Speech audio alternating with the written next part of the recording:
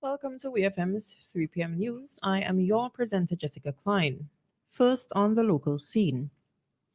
At the 28th Perinatal Conference, statistics from the Obstetrics and Gynecology Department at the Milton Cato Memorial Hospital, MCMH, indicated a decrease in teenage pregnancies, but an increase in deliveries in 2023.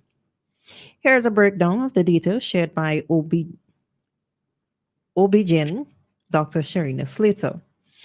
In 2023, 191 teenage pregnancies were recorded, with 3 among girls aged 10 to 14.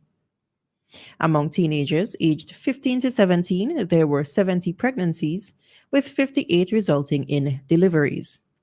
For ages 18 to 19, there were 118 pregnancies and 95 deliveries. The teenage pregnancy rate, which was 10.9%, dropped by 5% in 2023 compared to 2022. The delivery rate was 13.5%. Over a 10-year span, there were 157 teenage deliveries in 2023 compared to 148 in 2022 and 131 in 2021. While the teenage pregnancy rate decreased, there has been an increased rate in deliveries. In 2021, the teenage pregnancy rate was 8.6%. In 2022, it was 26%, and in 2023, it was 11%. In 2023, there were a total of 1,180 pregnancies, with 1,664 live births, 16 stillbirths, and 26 neonatal deaths, including 19 early neonatal deaths and 7 late neonatal deaths.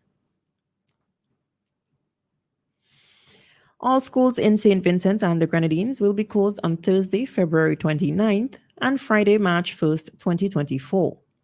This closure is due to the Summit for the Community of Latin American and Caribbean States, CELAC, hosted by St. Vincent and the Grenadines on March 1st at Sandals Beaches Resort in Bookament Bay. The Ministry of Education has requested that all educational institution heads ensure that students receive assignments to make up for missed class time. Secretary General of the United States, Antonio Guterres, will attend the one-day CELAC summit, along with about 33 heads of state and governments. Moreover, diplomats from the United States, Europe, India, Africa, and the Association of Southeast Asian Nations are expected to participate. CELAC includes 33 nations and a population of approximately 650 million people.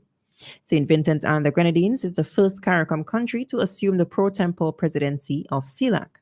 This took place on January 24, 2023.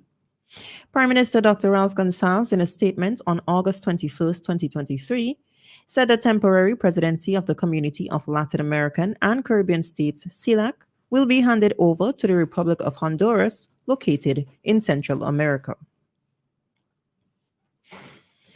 Still on the local scene, a productive meeting took place on Monday, 26 February 2024, between the RSVGPF and ministers of religion, pastors and bishops from various denominations in St. Vincent and the Grenadines.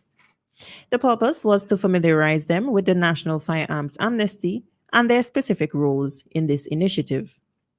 The amnesty will be active from Friday 1st March until Friday 31st May 2024. During the meeting, chaired by Deputy Commissioner of Police, DCP, Mr. Frankie Joseph, the ministers were updated on gun violence statistics and the measures taken by the police to address it. Supporting Mr. Joseph were key figures including Commander of the SVG Coast Guard Service, Mr. Dion Henry, and Acting Assistant Commissioner of Police in charge of crime, Mr. Trevor Bailey. Other attendees included Superintendent of Police, Mr. Junior Simmons, Head of Public Relations and Complaints, Police Chaplain Pastor Adolphus Isaacs, and Inspector of Police Pastor Mark Ellis. The ministers expressed their gratitude for the opportunity to engage with Police High Command and provided valuable insights on how the police and the public, including the clergy, can collaborate to tackle issues related to crime, violence, and societal challenges. The DCP expressed gratitude to the ministers for their presence at the meeting and confirmed that there would be future follow up meetings between the two parties. On to regional news. Police in St. Lucia have urged road users to be cautious after a recent accident resulted in the tragic death of a motorcyclist on Monday. The deceased, identified as Jim Augustine from Corinth, passed away at the age of 33 at the Oku Hospital due to his injuries. Police were informed of the fatal motorcycle collision in Grosselet on around 11:19 p.m. Upon arrival, officers discovered that a motorcycle had crashed into a car after conducting initial investigations. Following the incident, Jim Augustine was pronounced dead by a medical professional at the hospital, with a post-mortem examination scheduled for a later time. The Royal St. Lucia Police Force emphasized the importance of cautious driving and adherence to traffic laws and regulations. Tragically, 5 individuals have lost their lives in road accidents in St. Lucia in 2024. A senior official from the United Nations Conference on Trade and Development, UNCTAD, has raised concerns regarding the lack of global commitment to support the Bridgetown Initiative.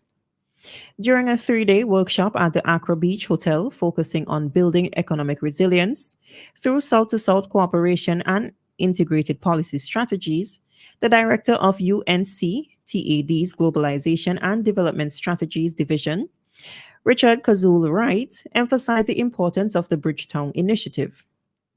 This initiative, he says, aims to tackle issues such as a high cost of capital, particularly affecting developing nations and island economies.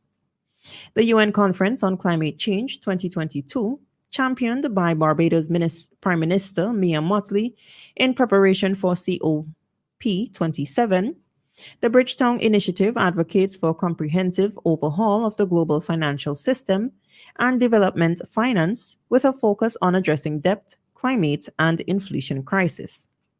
Kazul Wright underscored the importance of the initiative originating from the South and emphasized that major players must make substantial contributions to achieve its goals. He also highlighted the slow advancement in transforming the international financial system and stressed the significance of aligning the initiative with the Sustainable Development Goals, SDGs, and the Paris Agreement within the next 5 years. On the international scene, Nigeria has introduced an annual levy for organizations that employ expatriate workers, mandating a payment of $15,000 for directors and $10,000 for other categories, with the aim to prompt foreign companies to hire more Nigerian employees. Exceptions to this levy include staff from diplomatic missions and government officials.